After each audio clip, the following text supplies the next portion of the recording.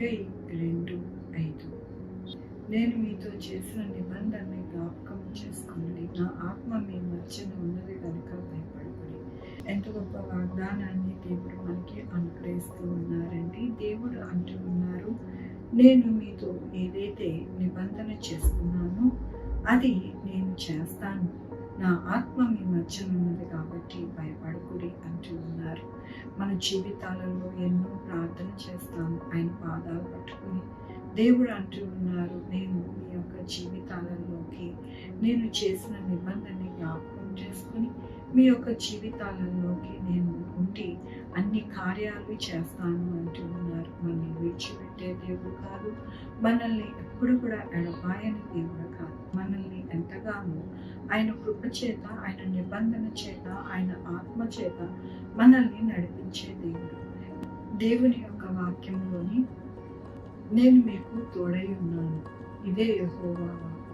అవునండి, దేవుడు మనకి తోడై ఉండి మన జీవితాలకి ఎల్లప్పుడూ కూడా ఆయన కృప చేత నడిపిస్తానని దేవుడు సెలవిస్తూ ఉన్నారు.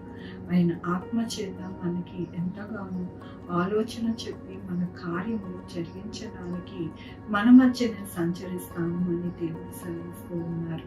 మన జీవితాలలో దేవుడు ఎన్నో నిబంధనలు చేస్తూ ఉంటారు. మన బిడ్డల్ని బాగు చేస్తాను, మన బిడ్డలకి మంచి భవిష్యత్తు ఇస్తాను, మనకి మంచి ఆరోగ్యం ఇస్తాను, మన యొక్క మరి ఇళ్లలో ఎటువంటి మరి లోటు అనేది రాకుండా మరి ఆహార విషయంలో దేవుడు మనకి సహాయం చేస్తానని, అలాగే అన్ని విషయాలలో మనకి తోడై ఉంటానని, మంచి ఆరోగ్యం ఇస్తానని మనతో నిబంధన చేస్తూ ఉంటారు. అవన్నీ కూడా నెరవేరుస్తాను, మీ మధ్యలోనే నేను ఉన్నాను కదా, కాబట్టి మీరు భయపడకుండా మీరు ఎల్లప్పుడూ కూడా మీరు నా వైపు నన్ను ఆనుకొని మీరు ఉంటే కనుక మీకు తోడుగా ఉండి నా ఆత్మతో మిమ్మల్ని నడిపిస్తాను అని ఇదేమో ఆయన వాగ్దానంతో వాక్యంతో మాట్లాడుతూ ఉన్నారు. మరెందుకు మనము భయపడాలి, మరెందుకు మనము దిగులు పడాలి? మన జీవితాలలో మనకి దేవుడు నిబంధన చేసుకునే దేవుడు మనకి కలిగి ఉన్నామని మరొకసారి మనము జ్ఞాపకం చేసుకోవాలి.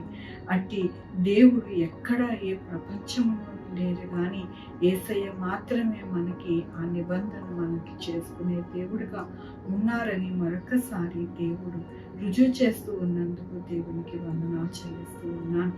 ఈ దినము నా పుట్టినరోజు, పెళ్లి రోజు అనేక శుభదినంగా చేసుకుంటున్న వారందరికీ కూడా నిండారిగా శుభాకాంక్షలు తెలియజేస్తూ ఉన్నానండి. మీ జీవితంలో దేవుని యొక్క ఆశీర్వాదము, ఆయన బహుమానము, ఆయన దీవెన మీకు కలుగునుగాక. ప్రార్థించుకుందామండి.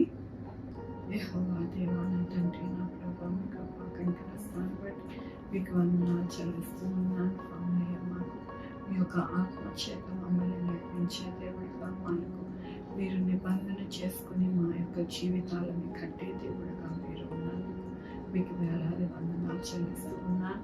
ఈ దినం నా పుట్టినరోజు, పెళ్లి రోజు అనేక శుభ్రంగా చేసుకుంటున్న వారందరూ దీవించండి, ఆశీర్వదించండి. మా ప్రభు మా కొరకు ప్రార్థించేయమని నా ప్రభా, నా బిడ్డలు నాయన, వారి బిడ్డలు, వారి భవిష్యత్తు, వారి చేయి ఉద్యోగం, వ్యాపారం, వారి ఆరోగ్యం తోడై ఉందని. Sugar, BP, thyroid, heart problem, AIDS, cancer, నరాల బలహీనత, పెరాలసిస్, ర్యాషెస్, ప్రతి విధమైన అనారోగ్యాన్ని తీసుకుని స్వస్థపరిచేయవాలి. మీ కృపలో ప్రతి ఒక్కరిని అనుగ్రహించమని కోరుకుంటున్నాను. అలాగే నాయన ప్రభు, నాయన ఉద్యోగాలే వారికి ఉద్యోగాలు దయచేయండి, ఉద్యోగాలు పోవడానికి సహాయం చేయండి. ఉన్నతమైన చదువులు ప్రతి ఒక్కరికి దయచేయండి. నాయన పాలనలో చదువుకుంటున్న వారికి, ఇండియాలో చదువుకుంటున్న వారికి తోడై ఉండండి. ఉద్యోగాలు చేస్తున్న నాయన ప్రతి బిడ్డకి నాయన తోడై ఉండండి. నాయన ఎక్కడ కూడా ఎటువంటి ఒత్తిడి లేకుండా సహాయం చేయండి. జీతాలు పెరగడానికి సహాయం చేయండి. వారు చేస్తున్నాను తండ్రి, వారి యొక్క ఉద్యోగాలలో గుర్తింపు రావడానికి సహాయం చేయండి. ఎక్కడనైనా ఇబ్బంది లేకుండా సహాయం చేయండి. ఆత్మహత్యలు చేసుకోకుండా నాయన నా తండ్రి మరి దురాత్మ ప్రేరేపించకుండా సహాయం చేయండి. నాయన నా తండ్రి కూడా రాకపోకలేనితో ఉండండి. స్కూల్స్, కాలేజెస్కి, ఆఫీసెస్కి వెళ్ళి వస్తుండగా మీరే సహాయం చేయండి. నా ప్రపంచం బిడ్డలకి, వారికి, అవకాశాలకి అందరికీ తోడై ఉండండి. నా ప్రభు మంచి పంటలు పండడానికి, మరి రైతులు నాయన లాభం పొందడానికి సహాయం చేయమని కోరుకుంటున్నాను. ప్రతి బిడ్డని నాయన మీ పాదాల దగ్గర ఉన్నానయ్యా. అయా పండుగ సీజన్ చక్కగా నా ప్రభా మంచి బట్టలు కొనుక్కోవడానికి మీ కృపని అనుగ్రహించమని కోరుకోవచ్చు. నా ప్రభు నా రక్షణ యేసుక్రీస్తు పరిశుద్ధమైన నామమున అడిగి వేడుకొంచున్నా తండ్రి.